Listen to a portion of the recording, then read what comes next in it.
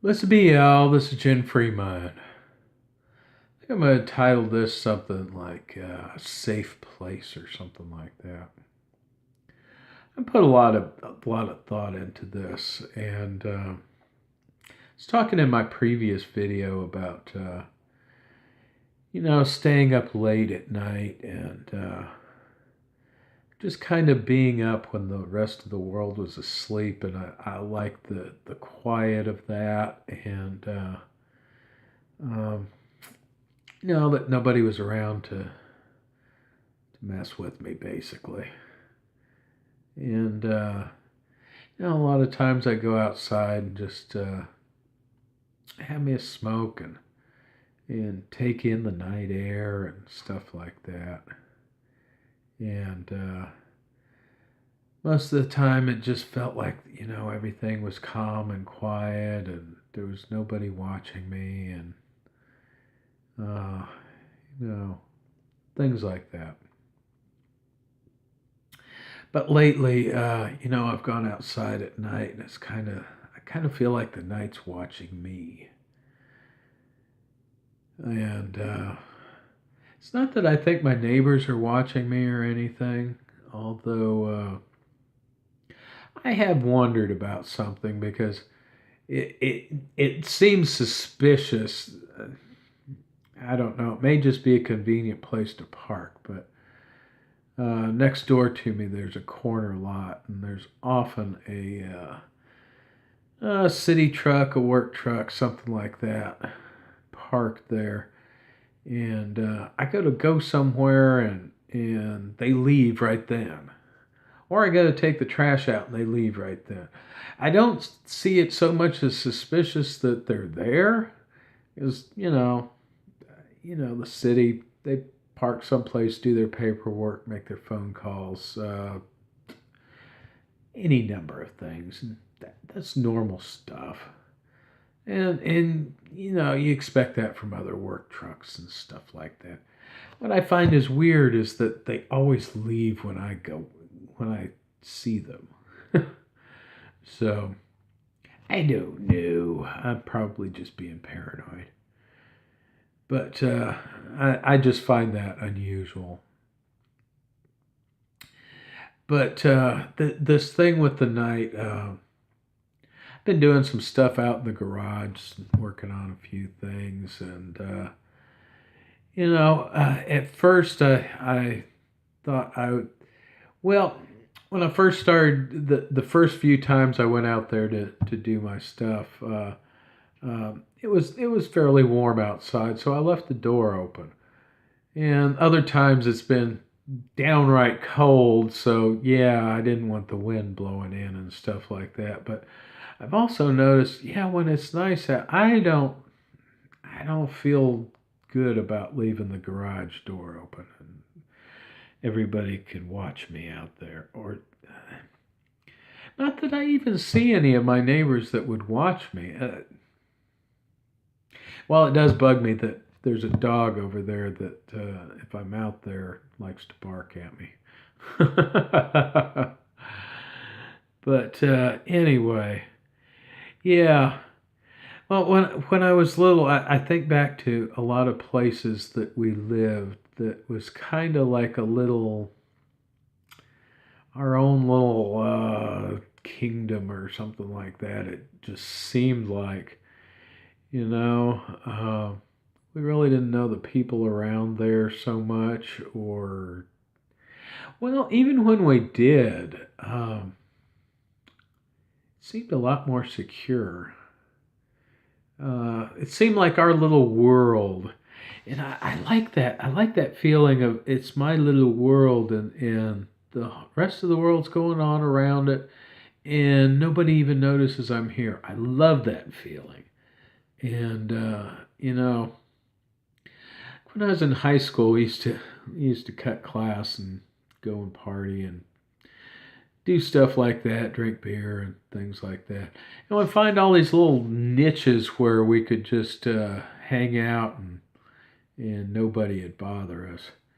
And nobody could see us or anything like that. And I love that. It was just like, and you could. some of those places you could look out from, and it was like the world was going by around you and nobody even noticed you were there. And I like that. I like that feeling. And I don't really feel that in this neighborhood. It's kind of, I don't know. When I first got here, it seemed like that, but the longer things have gone, it just seems like, it doesn't seem like my neighbors are watching me. And, I can't put my finger on, the city's watching me or something like that. I don't think so. I don't think I'm that important. But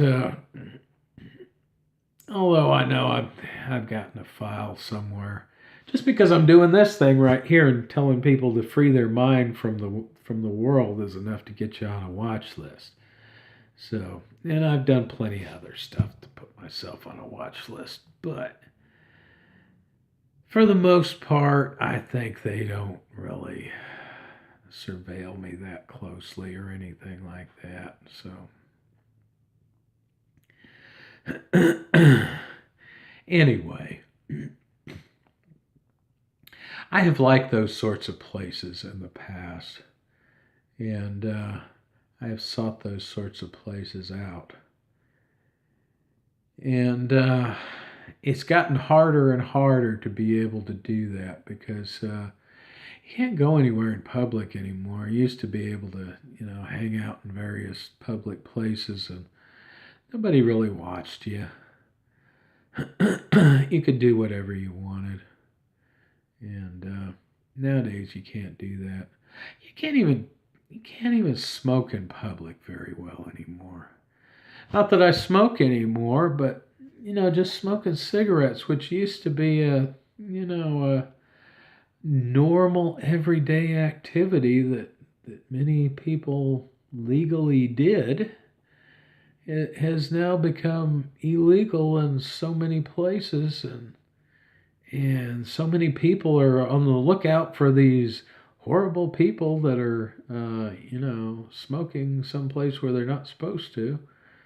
Uh, Even if their smoke is not blowing on anybody else, they, and it's outdoors, they don't care. No, they want to stamp that out too. So,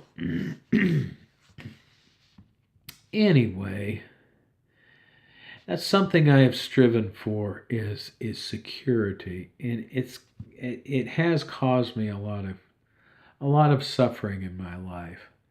And I'm not sure really how to deal with that.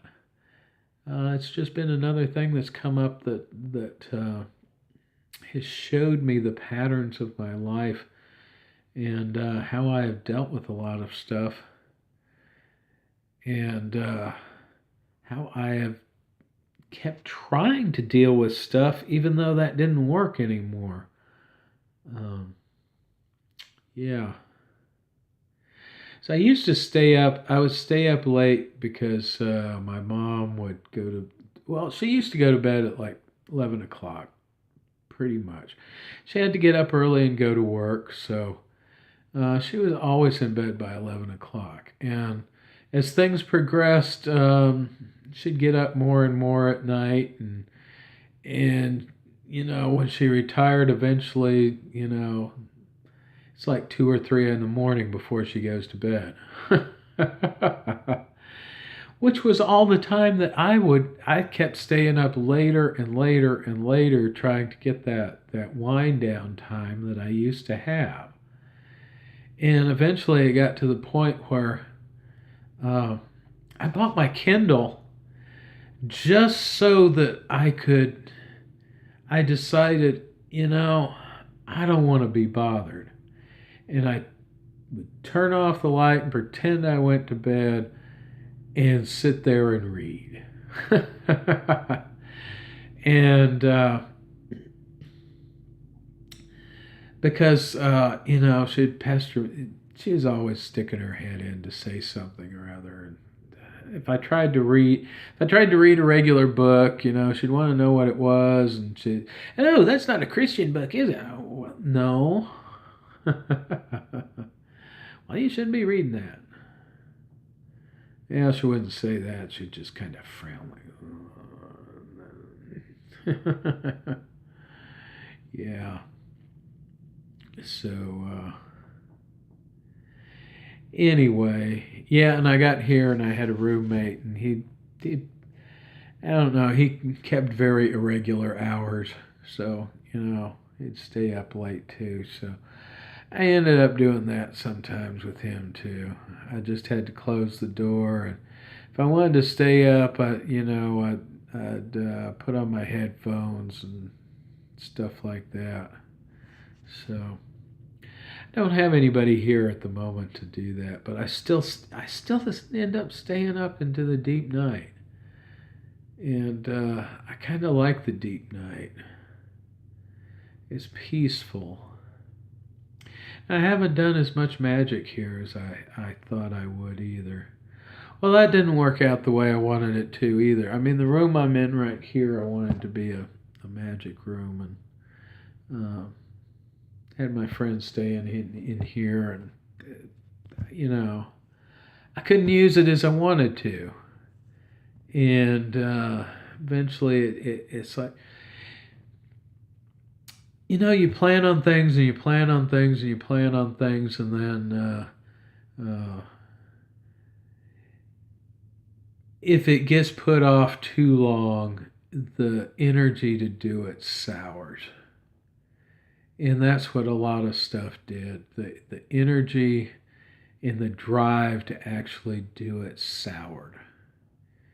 And I'm just sort of trying to, dig myself out of a hole and pull myself up and actually go and do some of the stuff that I wanted to do. Yeah. I don't know.